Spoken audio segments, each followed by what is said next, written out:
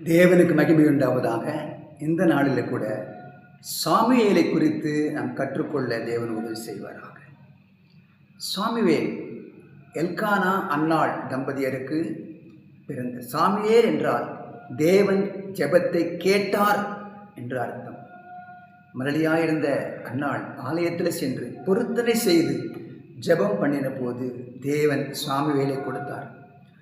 பொருத்தனையின்படியே அவர்கள் கொண்டு வந்து ஆலயத்தில் ஏலி ஆசாரியனிடத்தில் அவர்கள் ஒப்படைத்தார்கள். சாமுவேல் விசேஷமானவர். வேதாகமத்தில் கடைசி நியாயாதிபதி, ஆசாரியன், தீர்க்கதரிசி, ராஜாக்களை அபிஷேகம் பண்ணினவர் என்று பார்க்க முடிகிறது. சாமுவேலை தேவன் அழைத்தார். ஒரு நாள் ஆலயத்தில் அவர் படுத்து உறங்கிக் கொண்டிருக்கும் போது சாமுவேலே சாமுவேலே என்று தேவன் அவர் அழைத்தார். உடனடியாக எழுந்து ஏலி ஆசாரியனிடத்தில் ஓடிப்போய் என்னை கூப்பிட்டீங்களா என்று கேட்ட பொழுது இல்லை, நீ படுத்துக்கொள் என்றார். திரும்ப திரும்ப 3 முறை அதே போல சத்தம் கேட்டது. ஏலி தெரிந்து கொண்டார் கர்த்தர் சாமுவேலிடத்தில் பேசுகிறார் என்று. ஏலி சாமுவேலுக்கு சொன்னார், இன்னொரு முறை அந்த சத்தம் கேட்டார். கர்த்தாவே சொல்லும், அடியேன் கேட்கிறேன் என்று சொல்ல சொன்னார். அதே போல 4வது முறை கூட கர்த்தர் சாமுவேலிடத்தில் சாமுவேலே சாமுவேல் என்று அழைத்தார். இப்பொழுது கர்த்தாவே சொல்லும், அடியேன் என்று சொன்ன உடனே கர்த்தர் சாமுவேலோடு கூட வரப்போகிற காரியங்கள் எல்லாம் குறித்து பேசினார். சாமுவேல் கர்த்தரை அறிந்து கொண்டார்.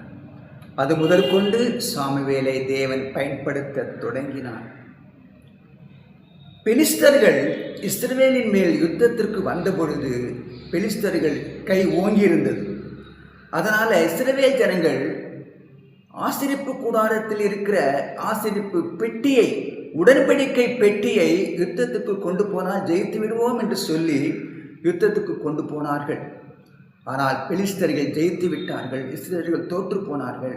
பெலிஸ்தர்கள் உடன்படிக்கை பெட்டியை கொண்டு போய் விட்டார்கள். அது கொண்டு போய் தாகோன் கோவில், தங்களுடைய விக்கிரக கோவிலில் வைத்தபோது காலையில் வந்து பார்த்தால் அந்த சிலை விழுந்து உடைந்து இருந்தது. அவர்கள் பயந்து போனார்கள். பல வாதைகளை அவர்கள் பெற்றார்கள் என்று வாசிக்கிறோம். அடுத்தபடியாக இஸ்ரவேல் ஜனங்கள் சுற்றிருக்கிற எல்லா தேசங்களைப் போல எங்களுக்கு ராஜா வேண்டும் என்று கேட்டுக்கொண்டே இருந்தார்கள். சுவாமி கர்த்தரிடத்தில் கேட்ட பொழுது கர்த்தர் சொன்னார், அவர்கள் உன்னை தள்ளவில்லை, நான் அவர்களை ஆளாதபடிக்கு என்னை தள்ளிவிட்டார்கள் என்று சொன்னார்.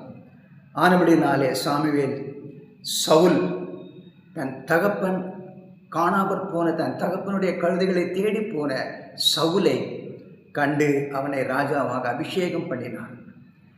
சவுல் ஆரம்பத்தில் தாழ்மையாக இருந்த சவுல் பிற்பாடு கர்த்தரை எதிர்க்கவும் முரட்டாட்டம் பண்ணவும் அவர் தொடங்கினார் என்று பார்க்கிறோம். அவர் இழந்து போனார். பிற்பாடு சாமுவேல் கர்த்தர் சொன்னபடியே தாவீதை அபிஷேகம் பண்ணினார்.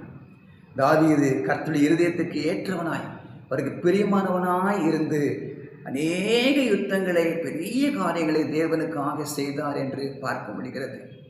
சாமுவேலை பயன்படுத்தின அதே தேவன் உங்களையும் பயன்படுத்துவார். உங்கள் வார்த்தை ஒன்று கூட கீழே விழாது. நீங்கள் பேசும்பொழுது தேவன் பேசுகிறதாகவே இருக்கும். தேவன் தம்முடைய வார்த்தையை உங்களுக்கு கொடுத்து அந்த வார்த்தையின் மூலமாய் தேவன் உங்களை பயன்படுத்துவார்.